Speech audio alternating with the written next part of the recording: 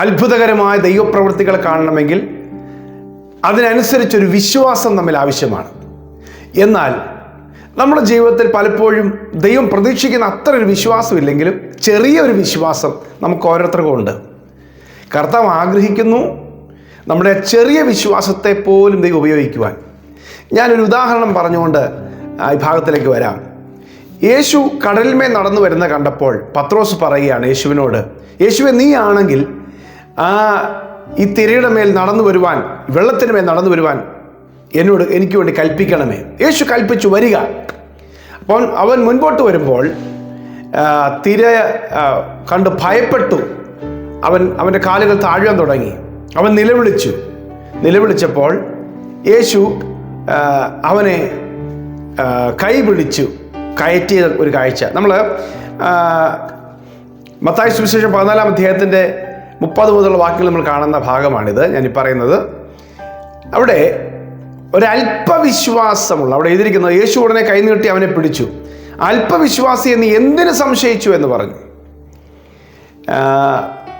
ശരിക്കും ഒരല്പവിശ്വാസം കൊണ്ട്, ഒരു അല്പവിശ്വാസിയായിരുന്നു പത്രോസ് ആ സമയത്ത്. അല്പവിശ്വാസം കൊണ്ട് കർത്താവിൽ ആശ്രയിക്കുന്ന ഒരുവനെ കൊണ്ട് അസാധ്യമായ കാര്യം, വെള്ളത്തിൻ്റെ മുകളിലൂടെ നടക്കുവാൻ അവനെ പ്രാപ്തനാക്കിയെന്നാണ് നമുക്ക് മനസ്സിലാകുന്നത്. ഒരല്പവിശ്വാസിയെ കൊണ്ട് മനുഷ്യർക്ക് അസാധ്യമായ വലിയ കാര്യം ചെയ്യിക്കാൻ കഴിഞ്ഞെങ്കിൽ ദൈവം നമ്മളെ ഒരിക്കലും നമ്മുടെ വിശ്വാസത്തെ തള്ളിക്കളയുന്നില്ലെന്നാണ് പറഞ്ഞത്. ഇന്നത്തെ ശാലോം സന്ദേശം കേൾക്കുന്ന എൻ്റെ എല്ലാ പ്രിയപ്പെട്ടവരെയും സ്നേഹത്തോടെ വന്ദനം ചെയ്യുന്നു. നിങ്ങളുടെ ജീവിതത്തിൽ ദൈവപ്രവൃത്തി കാത്തിരിക്കുമ്പോൾ തന്നെ വലിയ ഒരു വിശ്വാസമൊന്നും നമുക്കത് പറ്റുന്നില്ലെങ്കിലും നമ്മുടെ ജീവിതത്തിൽ ദൈവം തരുന്നൊരു ചെറിയ വിശ്വാസമാണെങ്കിലും അതുകൊണ്ട് തന്നെ വലിയ കാര്യങ്ങളെ ചെയ്യുവാൻ ദൈവത്തിന് കഴിയും. ഹല്ലേലൂയ.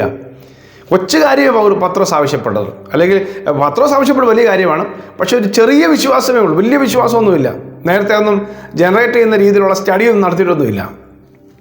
നീ ആണെങ്കിൽ ഞാനും നടക്കട്ടെ, ആ ഒറ്റ ഒരു ചെറിയ വിശ്വാസത്തിൽ ആ വെള്ളത്തിന് മീതെ നടക്കുവാനിടയായി. ഹല്ലേലൂയ. ഇതുപോലത്തെ ഒരു സംഭവം തോമസ്, യേശുവിൻ്റെ ശിഷ്യന്മാരിലൊരു പ്രധാനിയായിരുന്ന ശിഷ്യനായിരുന്നു തോമസ് യേശു ഉയർത്തെഴുന്നേറ്റ് കഴിഞ്ഞ് ശിഷ്യന്മാരെ കാണുവാനായിട്ട് വാതിലടച്ചിരുന്ന മുറിയിലേക്ക്, യഹൂദന്മാരെ ഭയപ്പെട്ട് യെരൂശലേമിൽ ഒരു മുറിയിൽ വാതിലടച്ച് ശിഷ്യന്മാർ കാത്തിരുന്നു, അല്ലെങ്കിൽ അവിടെ താമസിക്കുന്ന സമയത്ത് യേശു അവരുടെ അടുക്കിലേക്ക് വന്നു. അപ്പോൾ യേശു അവിടെ വന്നിട്ട് യേശുവിനെ എല്ലാവരും വിശ്വസിച്ചു, യേശുവിനെ കണ്ടു. ഉയർത്തെഴുന്നേറ്റ് ശരീരമാണെങ്കിലും അവൻ ആരാണെന്ന് അവർക്ക് മനസ്സിലാക്കാൻ പറ്റി. ആ സമയത്ത് തോമസ് അവിടെ ഇല്ലായിരുന്നു. പക്ഷെ തോമസ് തിരിച്ചു വന്നപ്പോൾ ശിഷ്യന്മാരെല്ലാം പറഞ്ഞു, യേശു ഇവിടെ വന്നു. തോമസ് എന്ത് ചെയ്താലും വിശ്വസിക്കുന്നില്ല. തോമസ് പറഞ്ഞു, ഞാൻ അവനെ കണ്ടിട്ടും അവൻ്റെ ആണിപ്പാടുള്ള കരങ്ങളിലും വിലാപ്പുറത്തും കൈ തൊട്ടിട്ടും മാത്രമേ വിശ്വസിക്കുകയുള്ളൂ. ഹല്ലേലൂയ. അപ്പോൾ അങ്ങനത്തെ ഒരു വിശ്വാസം അതൊരു മറ്റൊരു മേഖലയാണ്. പക്ഷേ യേശു എന്ത് ചെയ്യുന്നറിയാമോ? യേശു തോമസിൻ്റെ അടുക്കിലേക്ക് വന്നു. അടുത്ത പ്രാവശ്യം കാണുമ്പോൾ തോമസിൻ്റെ അടുക്കിലേക്ക് യേശു വന്നിട്ട് പറഞ്ഞു, നീ അല്പവിശ്വാസിയാകാതെ, അവിടെ എഴുതിയിരിക്കുന്നു, പിന്നെ തോമസിനോട്, യോഹന്നാൻ്റെ സുവിശേഷം 20-ാം അധ്യായത്തിലെ കാര്യം പറയുന്നു, 27-ാം വാക്യം, പിന്നെ തോമസിനോട്, നിന്റെ വിരൽ ഇങ്ങോട്ട് നീട്ടി എൻ്റെ കൈകളെ കാണുക, നിന്റെ കൈ നീട്ടി എൻ്റെ വിലാപ്പുറത്ത് ഇടുക. കണ്ടോ? ഒരു സംശയം പ്രകടിപ്പിച്ചവനെ വിശ്വാസിയാക്കി തീർക്കുക. കാരണം പറയാണ്, എനിക്ക് അങ്ങനെ കർത്താവ് ചെയ്താൽ ഞാൻ വിശ്വസിക്കാം. ഞാൻ ഒരിക്കലും വിശ്വസിക്കുന്നില്ലെന്ന് അവൻ പറഞ്ഞില്ല. ഒരിക്കലും ഞാൻ വിശ്വസിക്കുന്നില്ല, അങ്ങനെ നടക്കുകയെന്നല്ല പറഞ്ഞത്. എൻ്റെ കൈ തൊട്ടിട്ടല്ലാതെ, ഞാൻ എൻ്റെ കണ്ണ് കണ്ടിട്ടല്ലാതെ ഞാൻ വിശ്വസിക്കുകയില്ല. അപ്പോൾ അത് സാധാരണമായൊരു വിശ്വാസം. നമ്മളൊക്കെ നമ്മളെപ്പോലുള്ളൊരു ഭാഗമാണ്. നമുക്കൊന്നും കാണാതെ ഒന്നും അത്ര ഉൾക്കൊള്ളാൻ പറ്റുമൊന്നുമില്ല. ഇതുപോലെയുള്ള ആ തോമസ് ആണ് ഇന്ത്യയിൽ സുവിശേഷം അറിയിക്കാൻ വന്നാണ് പറഞ്ഞത്. ഒരു പക്ഷേ ഏതായിരിക്കും നമ്മളെല്ലാം അങ്ങനെ ആയതും. പക്ഷെ എന്തായാലും കൊള്ളാം, യേശു അതിനെ തള്ളിക്കളയുന്നില്ല. അങ്ങനെ ഇപ്പം കാണാതെ വിശ്വസിക്കാൻ പറ്റുമെങ്കിൽ വിശ്വസിച്ചാൽ മതി എന്നല്ല പറഞ്ഞത്. അവനെ കാണിച്ചു. അവനോട് പറഞ്ഞു, നിന്റെ കൈകളെ നീട്ടി എൻ്റെ വിലാപ്പുറത്തിടുക, കൈ നീട്ടി വിലാപ്പുറത്തിടുക. എന്നിട്ട് അടുത്ത വാക്യമാണ് നമുക്കുള്ള ആലോചന, അവിശ്വാസിയാകാതെ വിശ്വാസിയായിരിക്കുക എന്ന് പറഞ്ഞു. ഹല്ലേലൂയ. വിശ്വാസത്തിൻ്റെ തുടക്ക സമയത്തൊക്കെ കർത്താവ് നമ്മളെ അങ്ങനെ പഠിപ്പിക്കും. കർത്താവ് നമ്മളെ തള്ളിക്കളയുകയില്ല. ചില അടയാളങ്ങൾ ചോദിച്ചാലും കർത്താവ് തള്ളിക്കളയുകയില്ല. ചിലരൊക്കെ ആദ്യമൊക്കെ ഉള്ള സമയത്ത് കർത്താവിൻ്റെ വചനത്തെ അത്രയും വിശ്വസിക്കാനും ഉൾക്കൊള്ളാനും കഴിയാതിരിക്കുമ്പം പെട്ടെന്ന് ചിലർ പറയും ഞാൻ ഇപ്പം ബൈബിൾ തുറന്നിട്ട് ഏത് ഭാഗമാണ് മറിച്ച് ആദ്യം കാണുന്നത് അതായിരിക്കും എനിക്കുള്ള ആലോചന. അപ്പോൾ അതൊക്കെ ആദ്യ സമയങ്ങളിലുള്ള കൂടുതൽ കർത്താവിൻ്റെ സ്വഭാവത്തെ അറിഞ്ഞും വിശ്വസിക്കാനും ഒക്കെ കഴിയാതിരിക്കുന്ന ഒരു സമയത്തുണ്ടല്ലോ, ആ സമയത്ത് നമ്മളിങ്ങനെ ബൈബിൾ തുറക്കുമ്പോൾ ചിലപ്പോൾ ദൈവം സംസാരിക്കും. അങ്ങനെ അപ്പോൾ ദൈവത്തിന് സംസാരിക്കാൻ ഒരുപാട് മാധ്യമങ്ങളുണ്ട്. പക്ഷേ നാം ക്രിസ്തുവിൽ വളർന്നു കഴിയുമ്പോൾ അതൊന്നും നമ്മൾ കാര്യമാക്കുന്നില്ല. ദൈവം അങ്ങനെ ആഗ്രഹിക്കുന്നുമില്ല. അവനിൽ നിന്ന് അവൻ്റെ ശബ്ദം നമ്മൾ കേൾക്കണം, നേരിട്ട് കേൾക്കണം. സാഹചര്യങ്ങളിലൂടെ നാം തിരിച്ചറിയണം. അവൻ നമ്മോട് സംസാരിക്കും. ഹല്ലേലൂയ. അതുപോലെ തന്നെ തുടക്ക സമയമായപ്പോൾ തോമസിൻ്റെ അടുക്കൽ യേശു പറയുകയാണ്, നിന്റെ കൈ നീട്ടി, നീ പറഞ്ഞല്ലോ കൈ നീട്ടി തൊട്ടിട്ടേ നീ വിശ്വസിക്കോളെന്ന് പറഞ്ഞല്ലോ, അതുകൊണ്ട് ഞാനിപ്പം കാണിക്കുക. പിന്നീട് ഒരിക്കലും യേശു അങ്ങനെ വന്ന് ആരെയും അവരുടെ വിശ്വാസം തെളിയിക്കാനായിട്ട് നിന്നില്ല.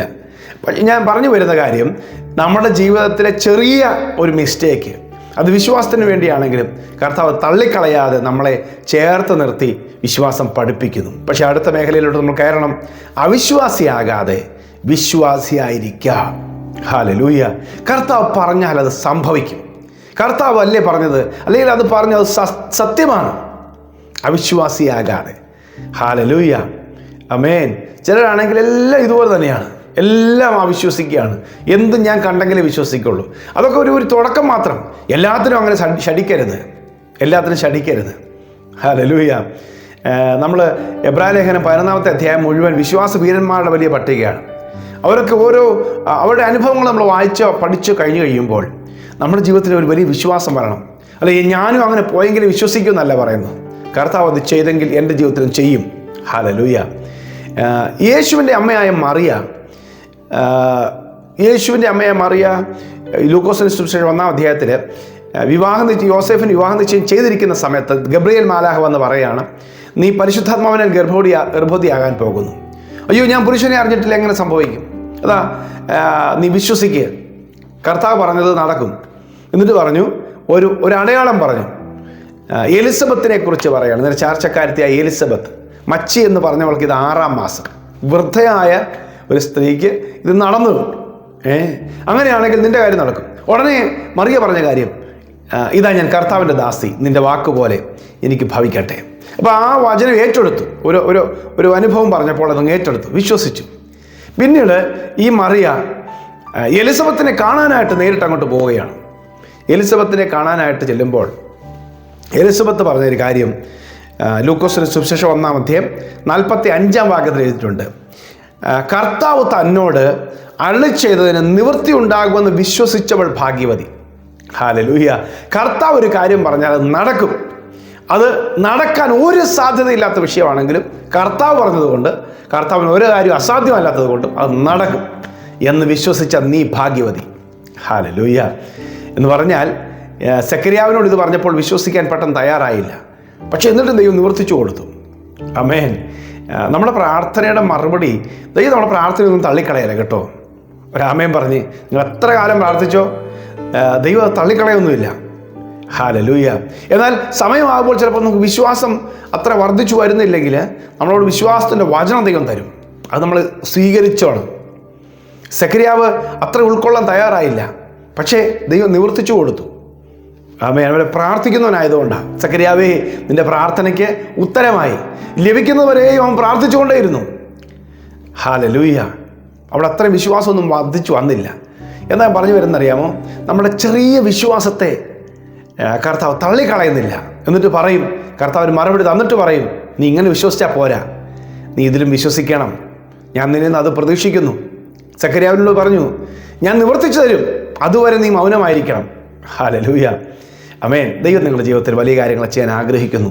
നിങ്ങളുടെ പ്രാർത്ഥന വിഷയങ്ങൾ, പ്രാർത്ഥന നിർത്തരുത്. വിടുതൽ വരുന്നതുവരെയും നിങ്ങൾ പ്രാർത്ഥിച്ചുകൊണ്ടേയിരിക്കണം. ദൈവം നിങ്ങളുടെ ചെറിയ വിശ്വാസത്തെ തള്ളിക്കളയുകയില്ല. ഹല്ലേലൂയ. ആമേൻ. 103-ാമത്തെ സങ്കീർത്തനത്തിൻ്റെ 13-14 വാക്യം ഒന്ന് ശ്രദ്ധിച്ച്. ദൈവത്തിൻ്റെ സ്വഭാവമാണ് അപ്പന് മക്കളോട് കരുണ തോന്നുന്നത് പോലെ യഹോവയ്ക്ക് തൻ്റെ ഭക്തന്മാരോട് കരുണ തോന്നുന്നു. അടുത്തത്, അവൻ നമ്മുടെ പ്രകൃതി അറിയുന്നുവല്ലോ, നാം പൊടി എന്നവൻ ഓർക്കുന്നു. അവനെന്ന അറിയാം നമ്മുടെ സ്ഥിതി എന്നാണ്, നമ്മുടെ പ്രകൃതി, നമ്മുടെ സ്വഭാവം എന്താണെന്ന് കർത്താവ് നന്നായിട്ട് അറിയാം. നാം പൊടിയെന്ന് അവൻ ഓർക്കുന്നു. ഹല്ലേലൂയ. മത്തായി സുവിശേഷം 17-ാം അധ്യായത്തിൽ മറ്റൊരു സംഭവം ഉണ്ടാകുന്നുണ്ട്. ഒരു പിതാവ് ഒരു മകനെയും കൊണ്ട്, ഭൂതോപദ്രവം ബാധിച്ച ഒരു മകനെയും കൊണ്ട് പിതാവ് യേശുവിൻ്റെ ശിഷ്യന്മാരുടെ അടുത്ത് കൊണ്ടുവരികയാണ്. ഒരു പിതാവ് കൊണ്ടുവരികയാണ്. മകനെ കൊണ്ടുവന്ന് കഴിഞ്ഞപ്പോൾ അവരാകുന്ന നോക്കിയിട്ട് സൗഖ്യമായില്ല. ഭൂതം ബാധിച്ചൊരു മനുഷ്യൻ, ചന്ദ്രരോഗം ബാധിച്ചെന്നോ അല്ലെങ്കിൽ ഫിറ്റ്സിൻ്റെ രോഗം പിടിച്ചെന്നോ ഒക്കെ പറയാവുന്ന അപസ്മാരം പിടിച്ച ഒരു പൈതൽ, പക്ഷെ സൗഖ്യമാകുന്നില്ല. പിന്നീട് യേശുവിൻ്റെ അടുക്കിലേക്ക് കൊണ്ടുവരുന്നൊരു കാഴ്ചയാണ്. യേശുവിൻ്റെ അടുക്കിലേക്ക് കൊണ്ടുവന്നപ്പോൾ യേശു പറഞ്ഞൊരു കാര്യമാണ് 17-ാം വാക്യം. അതിന് യേശു, അവിശ്വാസവും കോട്ടവുമുള്ള തലമുറയെ എത്രത്തോളം ഞാൻ നിങ്ങളോട് കൂടെ ഇരിക്കും, എത്രത്തോളം നിങ്ങളെ സഹിക്കും, അവനെ എൻ്റെ അടുക്കൽ കൊണ്ടുവരുമെന്ന് പറഞ്ഞു. അവിടെ വിശ്വസിക്കേണ്ടിയിരുന്നു. അപ്പം ചില കാര്യങ്ങളിലൊക്കെ കർത്താവ് നമ്മുടെ അവിശ്വാസത്തെ ശാസിക്കും, സംശയങ്ങളെ ശാസിക്കും. കാരണം ചോദിച്ചാൽ നമുക്കവിടെ ഒരു വിശ്വാസം ഉണ്ടാകാനുള്ളൊരു അടിസ്ഥാനം നേരത്തെ ഉണ്ട്. എന്നിട്ട് നമ്മൾ വിശ്വസിക്കുന്നില്ലെങ്കിൽ ആ അവിശ്വാസത്തെ കർത്താവ് ശാസിക്കും. ആ അവിശ്വാസം ശാസിക്കപ്പെട്ടേ പറ്റുള്ളൂ. നമുക്ക് വിശ്വാസം വരും. ഹല്ലേലൂയ. കർത്താവിൽ വിശ്വസിക്കുക, കർത്താവിൽ വിശ്വാസമുള്ളവരായി തീരുക. കർത്താവ് പ്രവർത്തിക്കും. ആമേൻ. ആരൊക്കെ തടഞ്ഞാലും, ആരൊക്കെ നടക്കില്ലെന്ന് പറഞ്ഞാലും ദൈവം അരുളി ചെയ്തിരിക്കുന്നു, അത് നിവർത്തിച്ചിരിക്കും. നിങ്ങൾക്ക് വേണ്ടി കർത്താവ് വഴികളെ തുറക്കും. നിങ്ങളെ ദൈവം ശരിയുള്ള വഴിയിൽ നടത്തും. നിങ്ങൾക്ക് വേണ്ടി ദൈവം അത്ഭുതങ്ങളെ ചെയ്യും. നിങ്ങളുടെ കുടുംബത്തിന് വേണ്ടിയോ നിങ്ങളുടെ തലമുറയ്ക്ക് വേണ്ടിയോ നിങ്ങളുടെ വിഷയത്തിൽ ദൈവം ഇടപെടാൻ ആഗ്രഹിക്കുന്നു. ഹല്ലേലൂയ. കർത്താവിനെ ഒന്ന് വിശ്വസിക്കുക. പ്രിയ കർത്താവേ, ഈ സന്ദേശം കേട്ടുകൊണ്ടിരിക്കുന്ന എൻ്റെ സഹോദരങ്ങൾ ഒരുപാട് വിഷമങ്ങളിലും വേദനയിൽ നിൽക്കുമ്പോൾ തന്നെ കർത്താവെ, ദൈവത്തിൻ്റെ വചനങ്ങളെ, അത്ഭുതകരമായുള്ള പ്രവൃത്തികളെ ഒന്ന് ഉൾക്കൊള്ളാൻ അത്രയധികം വിശ്വസിക്കാൻ പറ്റാതിരിക്കുന്നു. ആ സാഹചര്യം നീ അറിയുന്നല്ലോ കർത്താവെ. എന്നിട്ട് കൈവിടാതെ ഞങ്ങളുടെ അല്പവിശ്വാസത്തെ തള്ളിക്കളയാതെ അവിടെ പോലും അത്ഭുതം ചെയ്യാൻ അവിടത്തേക്ക് കഴിയുന്നല്ലോ. അവിടുന്ന് ഈ മക്കളുടെ വിഷയത്തിൽ ഇടപെടേണ്ടതിനായി പ്രാർത്ഥിക്കുന്നു. ഞങ്ങളുടെ പ്രകൃതി അവിടുന്ന് അറിയുന്നു, ഞങ്ങളുടെ കുറവുകൾ അവിടുന്ന് അറിയുന്നു. ഈ മക്കളുടെ കുറവുകൾ കണക്കിടാതെ കർത്താവേ ഒരത്ഭുതം ചെയ്യേണ്ടതിനായി പ്രാർത്ഥിക്കുന്നു. അവർക്ക് വേണ്ടി വഴികളെ തുറക്കണമേ. അങ്ങനെ ഞങ്ങൾ വിശ്വസിക്കുന്നു. ഞങ്ങളുടെ കർത്താവെ വിശ്വാസത്തെ ഒന്ന് വർദ്ധിപ്പിച്ചു തരണമേ. അത്ഭുതങ്ങൾ നടക്കട്ടെ. ഇന്നത്തെ ദിവസം നടക്കേണ്ട ആ അത്ഭുതം യേശുവിന്റെ നാമത്തിൽ വരെ നടക്കട്ടെ. ഞങ്ങൾ വിശ്വസിക്കുന്നു. കർത്താവ് ചെയ്യും. കർത്താവിന് അധികാരമുണ്ട്, ശക്തിയുണ്ട്. കർത്താവിന് ഒരു കാര്യം അസാധ്യമല്ല. സകല നന്മയ്ക്കായി ചെയ്യും. യേശുവിൻ നാമത്തിൽ തന്നെ. ആമേൻ, ആമേൻ, ആമേൻ. കർത്താവ് നിങ്ങളെ അനുഗ്രഹിക്കട്ടെ.